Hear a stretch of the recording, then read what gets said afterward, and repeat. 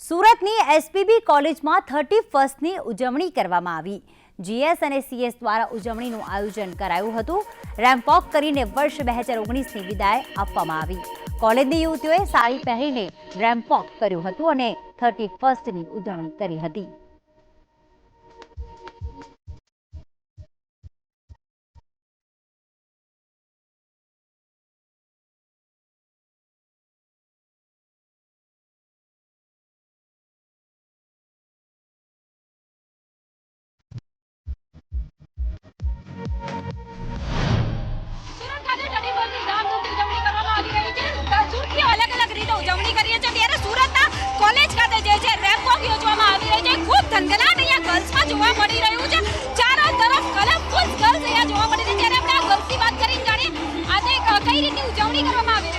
हम लोग को इधर बहुत ही मज़ा आ रहा है और हम लोग अभी 2019 को बाय बाय कर रहे हैं और 2020 को वेलकम कर रहे हैं और इधर सभी एफआई वालों के लिए तो ये खास मौका होता है। अपना वो लोग को एप्रिशिएट कर रहे हैं, बहुत मोटिवेटेड फील कर रहे हैं वो लोग। थैंक ખૂબ જ ધામધૂમથી ઉજવણી અહીંયા જોવા મળી રહી છે।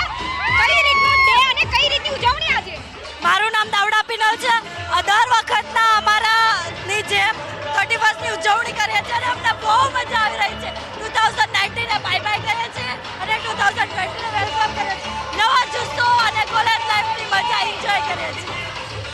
રેમ્પ વોક કરીને કેવું લાગ્યું? બહુ જ મજા આવી રહી છે। અમને લાગે છે કે સિલેક્ટ થઈ જશું અને ખૂબ જ ઉત્સાહથી મેં કરેલું છે અને અમને 2019ના એન્ડમાં અમને એવો જ અનુભવ થઈ રહ્યો છે કે રેમ્પ વોક દર વર્ષે તૈયાર રાખે અને દરેક વિદ્યાર્થીઓને ઉત્સાહ રહે, એ મારી મનોકામના। કેટલી મજા આવી રહી છે આજે અને કઈ રીતની ઉજવણી છે? આજનો દિવસ ખૂબ જ ફેમસ છે સુરતમાં। એસપીબી કોલેજ માટે સૂટ એન્ડ સાડી ડે, વિવિધ કોલેજના છોકરાઓ અહીંયા આવતા હોય છે અને આ ભણીએ છીએ અને આ દિવસની ઉજવણી કરવામાં આવી છે। અમારા ગૌરવનું વાત છે।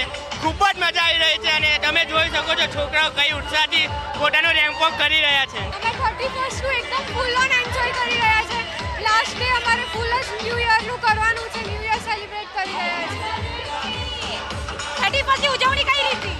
મારું નામ કૃતિકા વેકરિયા છે। હું એવું માનું છું કે એક જ એવો દિવસ છે કે જ્યારે બધા સૂટ અને સાડીમાં આવે છે, નહીં તો મોડર્ન ડ્રેસમાં જરૂરી હોય છે। બોયઝને કેટલી મજા આવી રહી છે?